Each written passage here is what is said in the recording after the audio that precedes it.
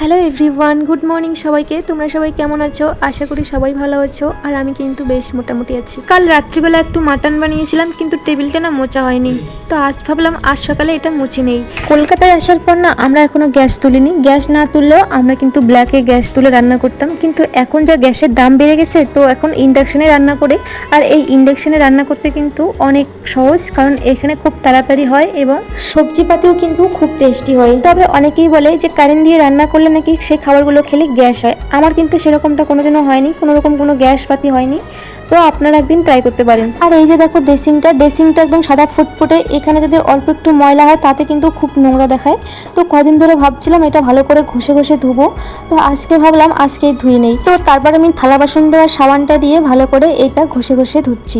আর জানো তো, এই যে তুমি দেখছো এত সুন্দর টাইল লাগানো রুম, এইটা কিন্তু আমাদের ঘর বা মানে আমাদের বাড়ির তোমরা মনে করো না, এইটা কিন্তু আমরা রুম ভাড়ায় আর কি থাকি, কলকাতায় রুম ভাড়া থাকে। তো এই রুমটা কিন্তু আমাদের বাড়ি কখনোই মনে করো না। আজ সকালে এত পরিমাণে বৃষ্টি হয়েছিল কি বলবো। আমার না কিছু জামা কাপড় ধোয়ার ছিল, তো আজকে এত বৃষ্টি দেখে আমি জামা কাপড়গুলো ধোয়ারই সাহস পাচ্ছিলাম না। তো যাই হোক, দুপুরবেলা দেখা যাবে দুপুরবেলা আমি পারি কি পারি না। আজ সকালে না কাজ করতে একটু লেট হয়েছিল, কারণ সকালবেলায় জল ছিল না। তারপর কাকিমা পাম্প চালিয়েছিল, তারপর জল আসলো, তারপর কাজ শুরু করলাম। আর জানো তো, আমরা না এখানে একটা ট্যাঙ্কিতে তিন ঘর আর কি জল ইউজ করি, তো তাড়াতাড়ি জলটা শেষ হয়ে যায়। আর এই যে দেখো, এই কলগেট ব্রাশ ছাড়া যত কিছু আছে আমি কিন্তু এই একটা গ্লাসে রেখে দিয়েছি, কারণ এখনো এই কলগেট ব্রাশগুলো রাখার জন্য এখনো কোনো কিছু একটা কেনা হয়নি, কিনলে পরে রেখে দিব। তারপর কাল রাত্রিবেলা যে খেয়েছিলাম সেই বাসনগুলো ছিল, তো আমি না রাত্রিবেলা আর কি ধুতে পারি না, ধুতে চাইলেও ধুতে পারি না, কারণ আমার ছেলে রাত্রিবেলা একটু ক্যাচাল করে।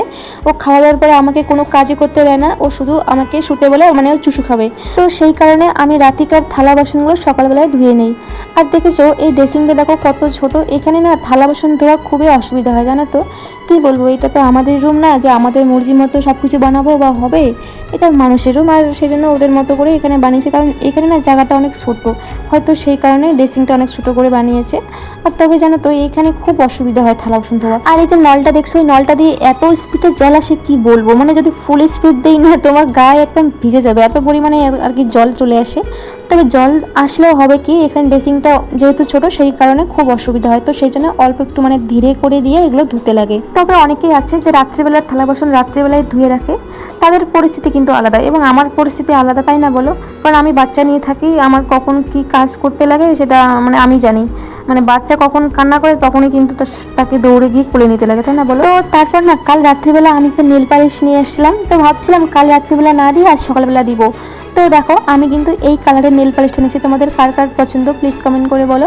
আমি না এরকম একটা কালার মানে ইউনিক লাগছিল, সেই জন্য আমি নিয়েছিলাম। আর তাছাড়া লাল কালারটা না অনেকেই পরে, আর এটা অনেক দিনের আর কি নেল পালিশ, আমার অত ভালো লাগে না লালটা। তো সেই কারণে আমি এই ইউনিক একটা কালার নিয়ে আসছিলাম, আমার কিন্তু ভালো লাগছিল, তো সেই জন্য আমি নিয়ে আসছিলাম। আর দেখো না, আমার নখগুলো অনেক ছোটো ছোটো, তো সেই জন্য কোনো নেল পালিশেই শ্যুট করে না। আর এদিকে তো আমি আমার ড্রেসের প্রতি আমি কোনো ধ্যানই দেইনি, শুধু আমি নেল পালিশটা দেখাচ্ছিলাম মোবাইলের সামনে, তো সেই জন্য আমি কিন্তু জায়গাটা ব্লার করে দিলাম, তোমরা কিছু মনে করো না। তো দেখো আমি কিন্তু হাতে পায়ে দিলাম, কত ভালো লাগছিল, তাই না বলো? জানো তো, আমি হাত আর পায়ের নখগুলো বড় করার জন্য এত চেষ্টা করেছি কি বলবো, মানে বুড়ি হয়ে গেলাম তবু আজ পর্যন্ত হাত আর পায়ের নখগুলো বড় করতে পারলাম না। একটু বড় হলেই ভেঙে যায়, এরকম একটা পরিস্থিতি। তো গাইজ, আজকের এই ছিল ব্লগ। যদি ভালো লাগে তাহলে প্লিজ চ্যানেলটা সাবস্ক্রাইব করে পাশে থাকবেন এবং দেখা হচ্ছে পরবর্তী ব্লগে। তো টাটা, বাই বাই এবং সবাই সুস্থ থাকবেন।